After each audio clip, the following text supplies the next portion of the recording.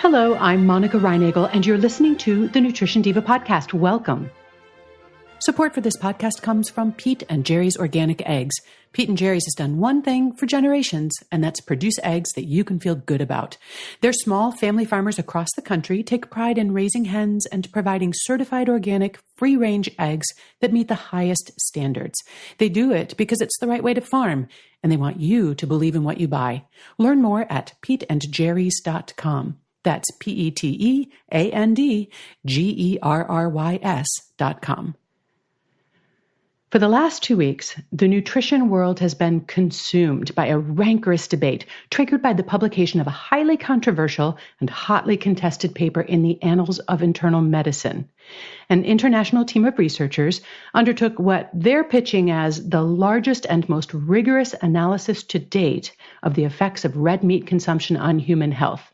According to their analysis, the evidence that current consumption is causing harm or that reducing our consumption of red meat would lower risks is too weak and uncertain to justify the recommendation that people should eat less red meat. This, as you might imagine, has provoked a massive counter-protest from the experts and institutions that have been counseling us to eat less red meat. As they have been telling any media outlet that will listen, the evidence linking red meat consumption to harm is overwhelming and unambiguous. And to suggest otherwise, they say, is not just an attack on public health, but also on the public's trust in nutrition science and research. At its heart, this argument is really about methodology, how we gather data, how we analyze it, and how that gets translated into recommendations. Nutrition research is notoriously challenging and expensive to conduct and interpret. It can take a really long time, often decades, for our food choices to translate into health outcomes. The amount of calcium you get in your teens, for example, directly affects your risk of osteoporosis, but not for another 70 years. A change in diet may raise or lower your risk of colon cancer, but it might take 15 to 20 years for that to be revealed. And then there's the fact that we don't all respond the same way to the same diets due to genetic and epigenetic factors. In order to detect any signal in all that noise, you have to study lots of people for a long period of time. And as a result, most human dietary studies involve free-living subjects, and they rely on people's ability to recall, as well as their willingness to report, precisely what and how much they ate over the last 24 hours, or 30 days, or 12 months. It's not a perfect way to collect data. There are also a ridiculous number of variables. We eat 3 or 4 or more times a day. We may eat dozens of different foods over the course of a typical week and hundreds of different foods over the course of a typical year.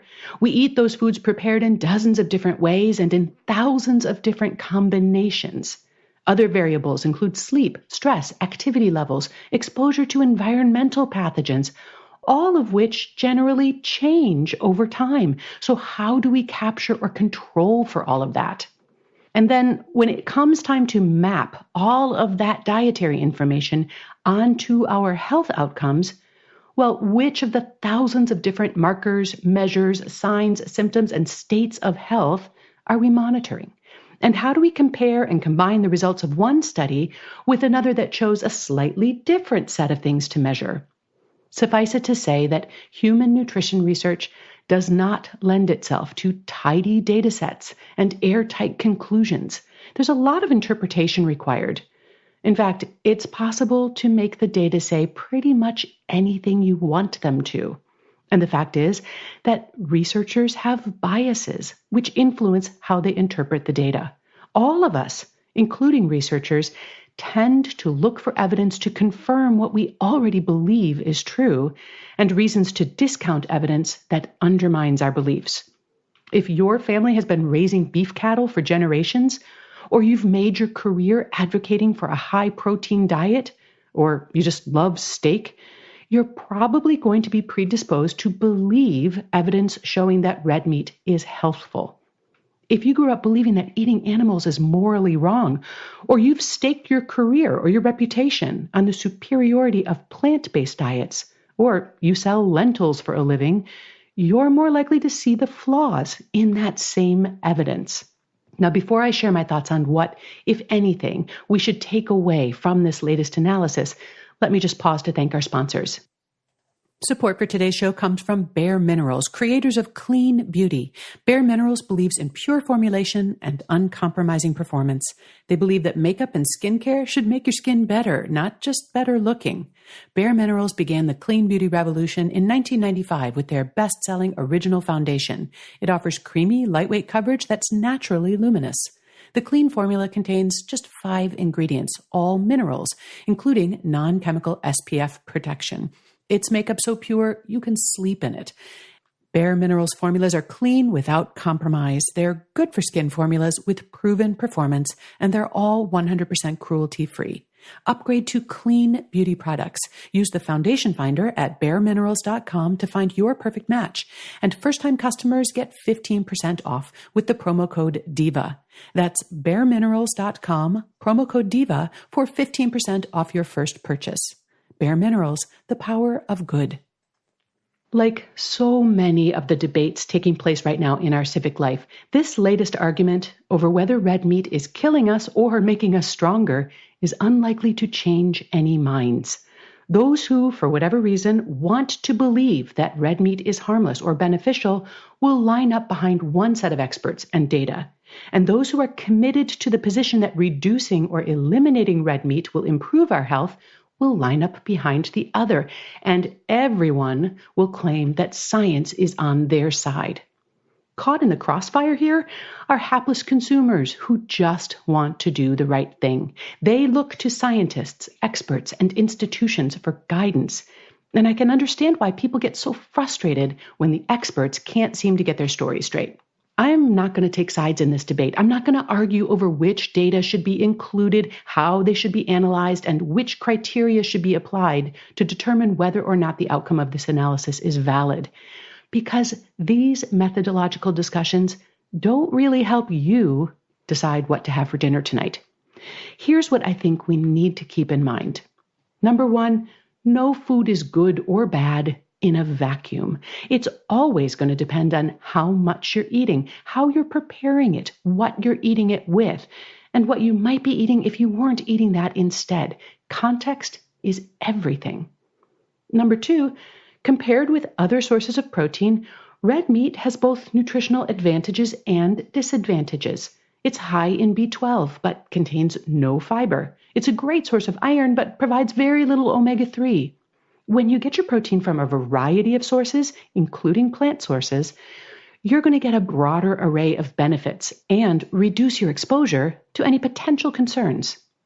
And third, our health is not the only factor to consider here. And I mean that statement in 2 ways. First, our health is not the only factor. Our dietary choices also have environmental impacts and animal welfare implications. And secondly, our health isn't the only factor. Preference, culture, convenience, cost, and enjoyment also play a role in our dietary decisions.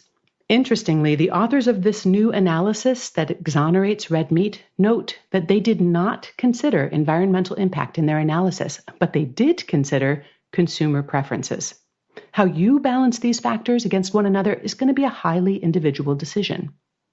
From a purely nutritional perspective, I wouldn't have any concerns about eating 3 to 4 servings of red meat per week in the context of a healthy diet. In other words, one with lots of vegetables, not too much sugar or fried food, and taking steps to minimize the formation of harmful compounds that are created when animal protein is charred over flames or hot coals. But because I'm also concerned about the environmental impacts of raising animals for meat, and because I also really enjoy and benefit from other sources of protein, like fish, eggs, and legumes, I choose to limit my red meat consumption to once a week or less. How have you balanced these conflicting concerns and narratives in your own choices?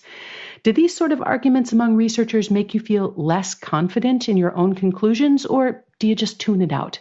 Come join the conversation on the Nutrition Diva Facebook page. I'd be interested to hear your thoughts.